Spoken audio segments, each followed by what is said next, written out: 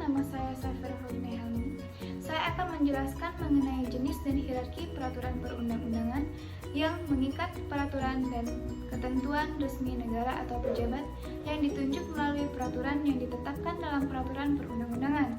Jenis dan hierarki peraturan perundang-undangan dapat dilihat dalam Undang-Undang Nomor 12 Tahun 2011 tentang pembentukan peraturan perundang-undangan. Tujuan jenis dan hierarki peraturan perundang-undangan untuk mengetahui undang-undang yang rendah sampai ke tinggi. Di dalam pasal 7 ayat 1 Undang-Undang Nomor 12 Tahun 2011 tentang pembentukan peraturan perundang-undangan menyatakan jenis dan hierarki peraturan perundang-undangan terdiri atas yang pertama Undang-Undang Negara Republik Indonesia tahun 1945, yang kedua ketetapan Majelis Permusyawaratan Rakyat, yang ketiga undang-undang atau peraturan pemerintah pengganti undang-undang yang disebut Perpu, yang keempat peraturan pemerintah, yang kelima peraturan presiden, yang keenam peraturan daerah provinsi, dan yang ketujuh peraturan daerah kabupaten atau kota.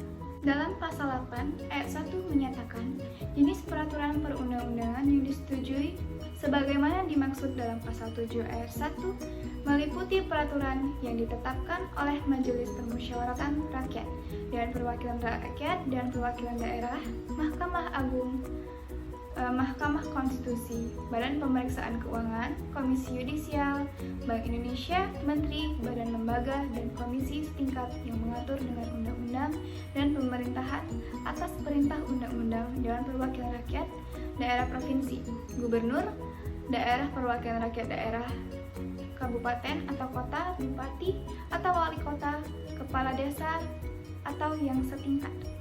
Berdasarkan pasal 7 ayat 1 dan pasal 8 ayat 1 Undang-Undang Nomor 17 Tahun 2011 tentang pembentukan perundang-undangan yang dapat kita lihat jenis dan hierarki undang-undang dan menjadi pedoman petualangan berbangsa dan bernegara.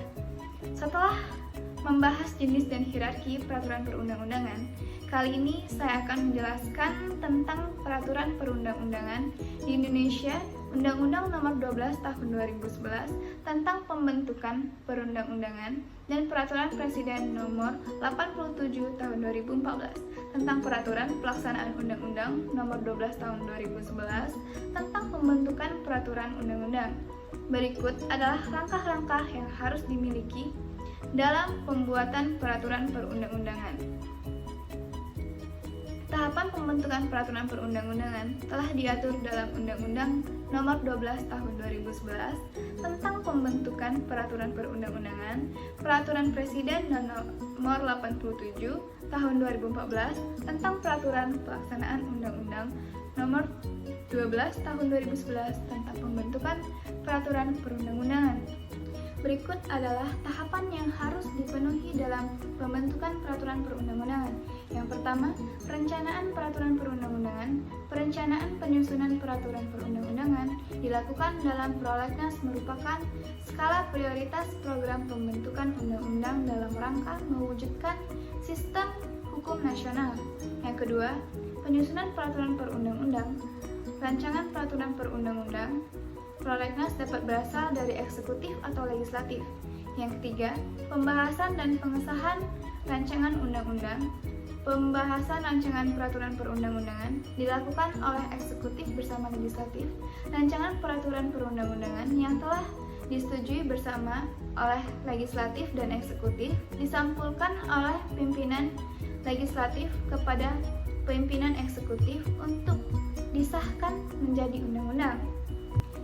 Yang keempat, pengundangan peraturan perundang-undangan harus diundangkan dengan menempatkan dalam Lembaran Negara Republik Indonesia, tambahan Lembaran Negara Republik Indonesia, tambahan Berita Negara Republik Indonesia. Yang kelima, penyebarluasan. Penyebarluasan dilakukan oleh DPR, pemerintah sejak penyusunan prolegnas, penyusunan rancangan peraturan perundang-undangan, pembahasan peraturan perundang-undangan, hingga pengundangan undang-undang. Penyebarluasan dilakukan untuk memberikan informasi dan atau memperoleh masukan masyarakat serta pemangku kepentingan. Sekian yang dapat saya sampaikan.